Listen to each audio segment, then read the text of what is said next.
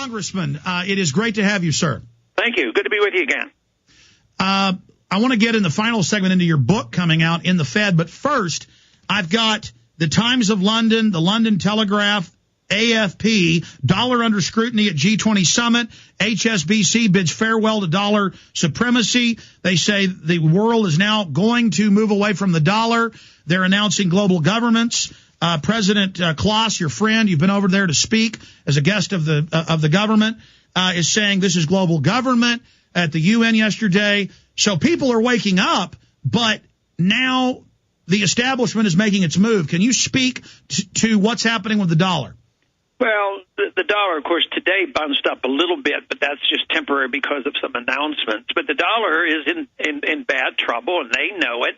And a lot of people ask me exactly what's going on at the G20 meetings, and, of course, there are a lot of announcements. But I think the really big stuff that goes on at these meetings is behind the scenes, and there are no announcements.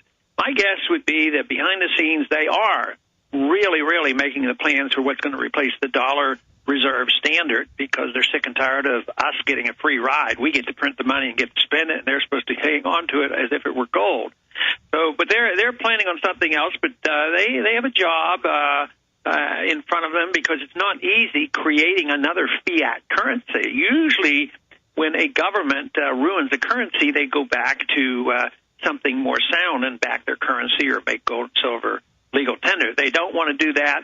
That's why I suspect they'll move in the direction of just a new world order. And I hear, and I've heard Obama recently use that term again. They got to have a new world order, and they've been working on that for a long time.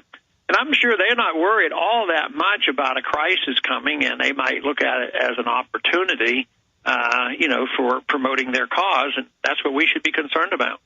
Well, that's what Congressman Grayson said last hour with us, is that the banks, he believes, have engineered this to create a crisis to vertically integrate society, and then they offer the solution as this new Bank of the World that will fund itself off carbon taxes and Tobin taxes. Al Gore has called for that. Gordon Brown this week, as you know, has called for a new world order under the Tobin tax, and that they're just going to have regional cashless systems with the big bank reserves already going to a cashless system, and then all the nation-state currencies will still be there, but they'll be globally standardized.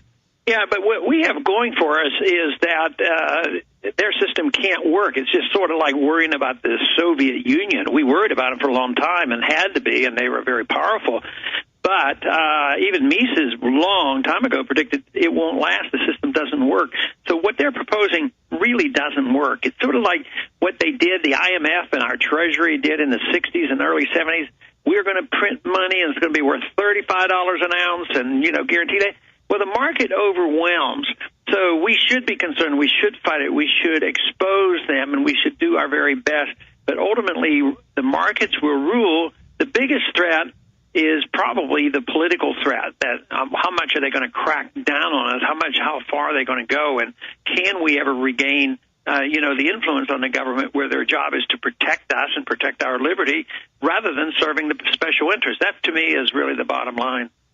Congressman, the Federal Reserve, as you know, has hired the top Enron lobbyist firm to come in the last 3 months and demonize the End the Fed protest. It's come out in the Baltimore Sun that the Army is surveilling the End the Fed protest, and that all protest is now being considered low-level terrorism.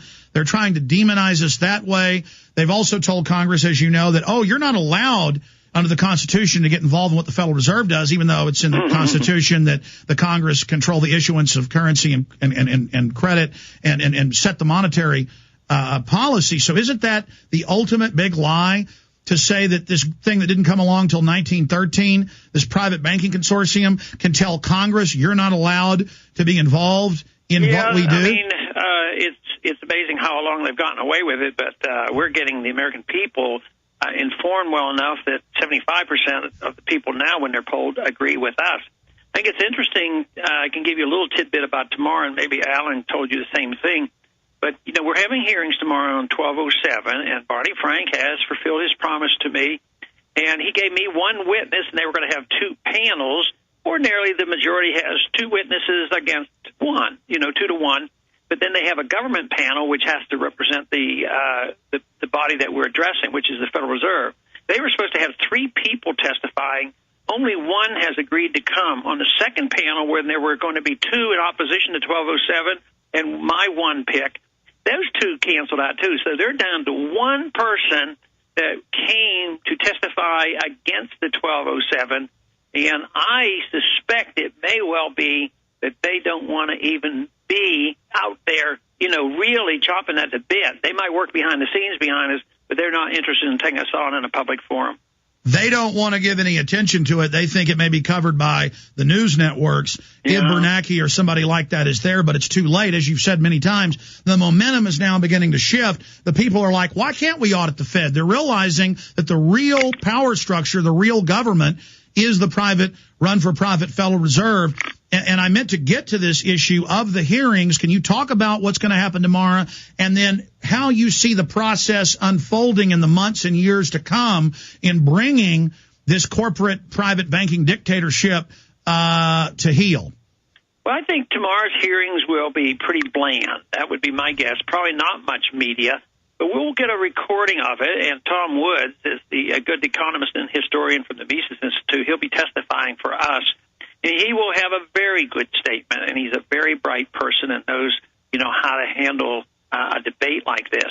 Barney Frank will probably be not antagonistic nor derogatory toward the bill, and he will try to publicly pacify the people who are concerned and worried about it.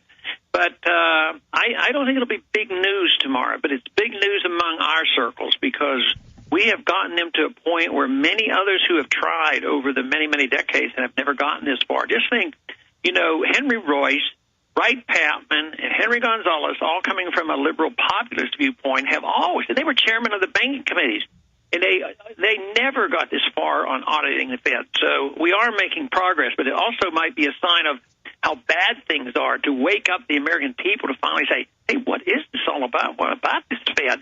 So I think it's the crisis that we're in as well as the time has come around, and I think our communications are so much better with radio talk shows like this as well as the Internet. This has really spread a message among people. Today I just walked out of my office. I was visiting with one of my constituents, and I had a young guy came out from his college. He was from Arizona, and his biggest issue was the Federal Reserve, and I think my constituent looked at him and said, wow, he was so impressive. Some college kid from Arizona State came up and he was fascinated, with the Federal Reserve. So we are making progress.